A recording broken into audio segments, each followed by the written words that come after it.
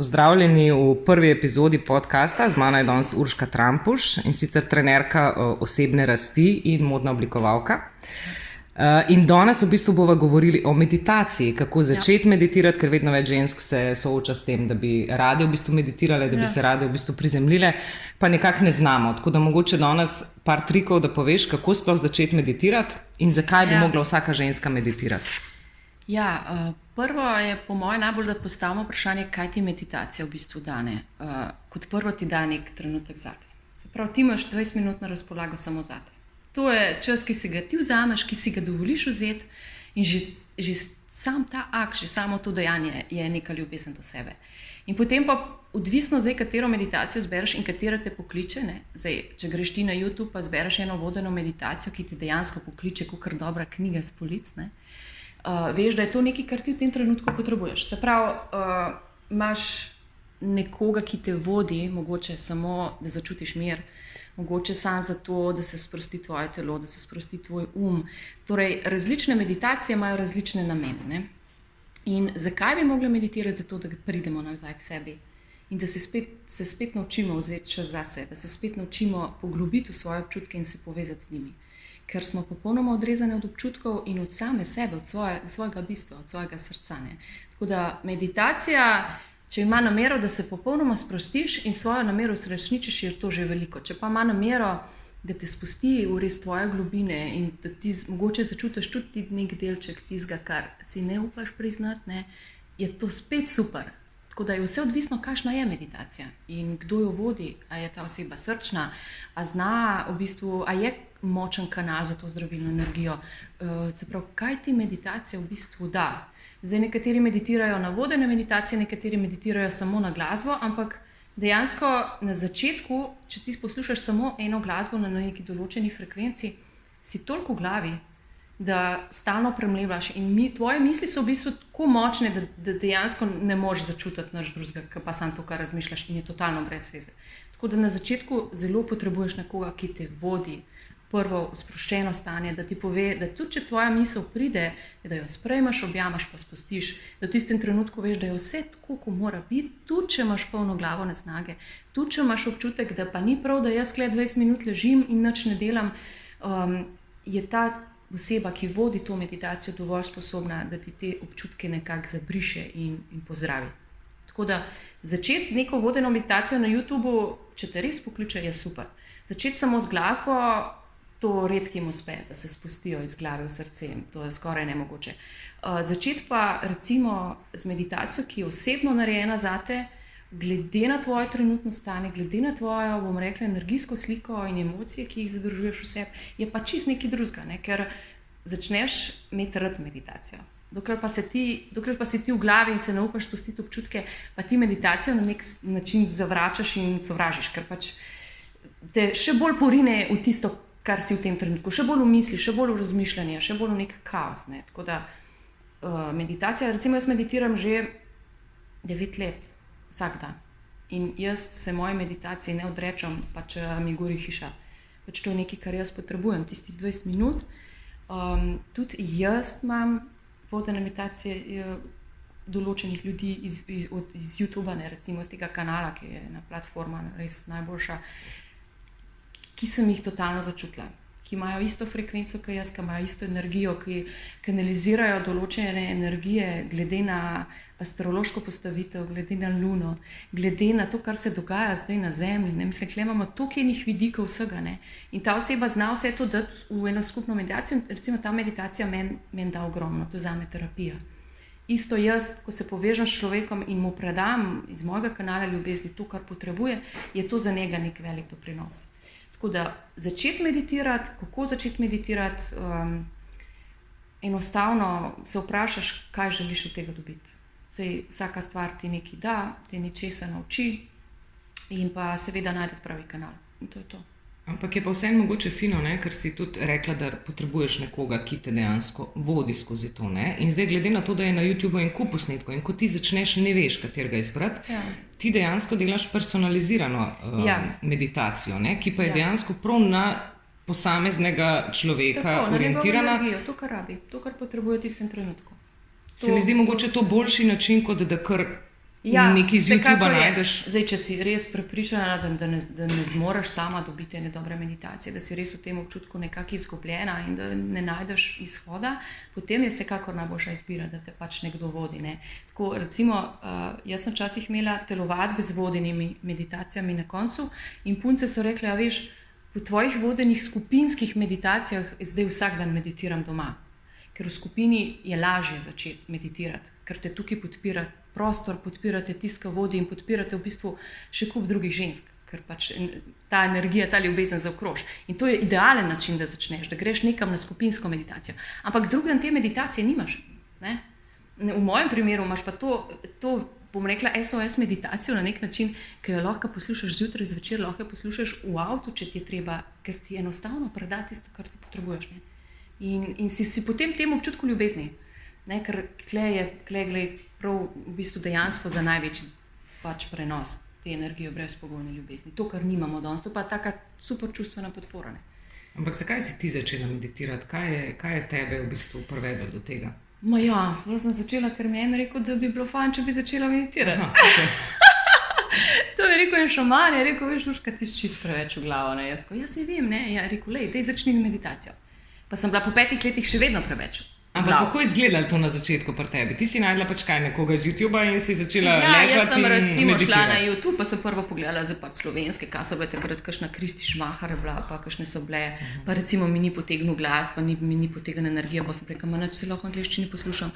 Pa v bistvu, ne vem, pa napišeš, kaj se, guided meditation for heart opening ali pa for relaxation, whatever, nekaj napišeš in pa v bistvu iščeš in samo poslušaš glas.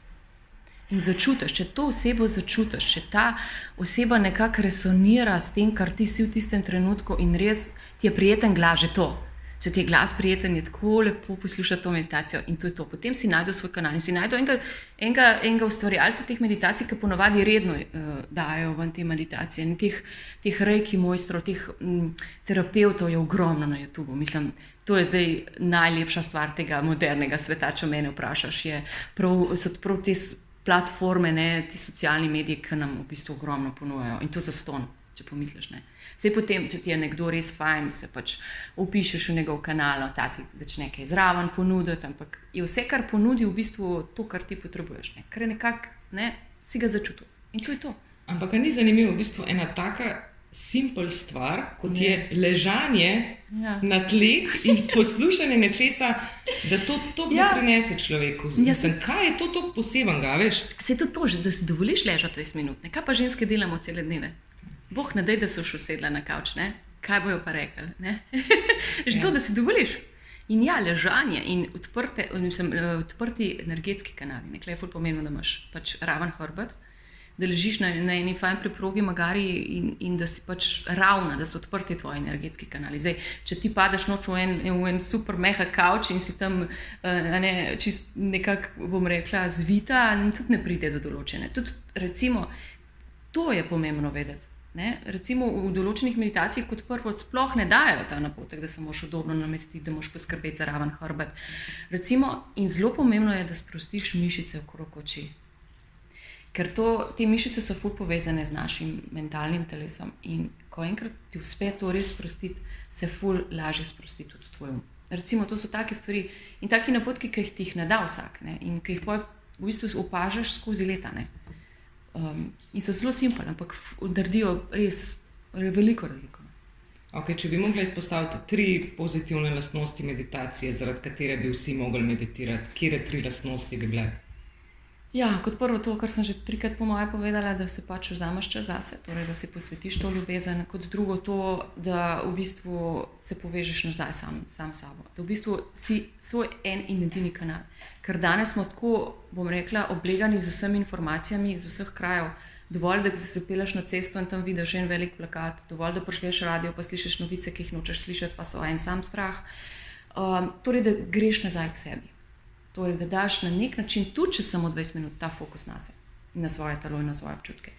In tretja stvar je to, da ko imaš ti jasno namero, jasen namen, da ti točno veš, kaj ti v tem trenutku rešuješ, pa recimo, da hočeš odpreti srce, popolnoma za ljubezen.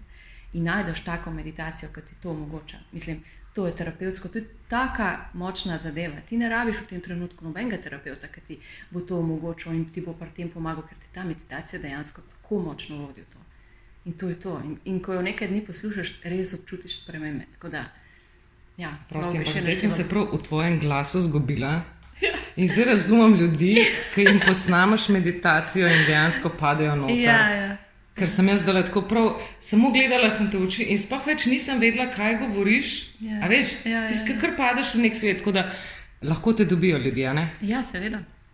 Super, kje te dobijo, da jim narediš personalizirano meditacijo? Ja, jaz sem prisotna na vseh socialnih omrežjih, tudi na TikToku sem. Jaz tudi ponovno. Kaj je, by the way, ful dobra platforma, mislim, super zadeva, ker ni cenzurirano nič, ne, ker pač zadeva ni ameriška. Ne. Drugače ima pa svojo spletno stran, torej www.urshi.com, Urši, ne. Dala sem si malo bolj international, mislim, mednarodno ime, ker pač je moj cilj vstop na tuje trge, vsekakor.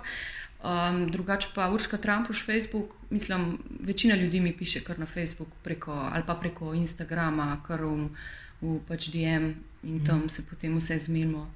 Drugače pa shop online, urši.com, vsekakor aktivno. Tako da tam pa zvejo tudi kaj več, pa kakšen članek lahko preberajo, vidijo, kakšne terapije imam, v bistvu, kaj vse ponujam, vidijo pač moje modne izdelke, pač vse, kar ponujam. Vse je gor. Urši.com, tam je vse. Super. Ja. Z Y, ne? Ja, URCHY. Ja. Okay. Samo še ena stvar me pa res zanima, za koga je meditacija bolj primerna, za moške ali za ženske? Tukaj pa ne moramo to nič opredeliti, ker smo vsi svetloba in zdaj ta delitev na spol nas je itak že tako zaklenila v neke čudne okvire. Ne. Se ti zdi, da bi mogli tudi moški v bistvu meditirati? Jaz dejansko v glavnem ustvarjam vse za ženske. V zadnjem pol letu imam veliko moških.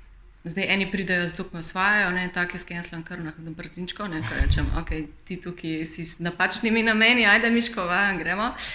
So pa kakšni, ki se dejansko zavedajo, pa me začutijo, pa res pride pa reče, Urška, rabim tvojo meditacijo ali pa terapijo, pa pridejo, pa poštimamo in ponovadi se vrnejo. Jaz imam vedno redne stranke. Jaz imam že 80 let redne stranke. Za vsako stvar, karkoli sem naredila, imam vedno tisto število teh rednih strank, ki so me začutili, pa vejo, kaj jim predajam. To je tisto, kar me največ pomeni. V bistvu.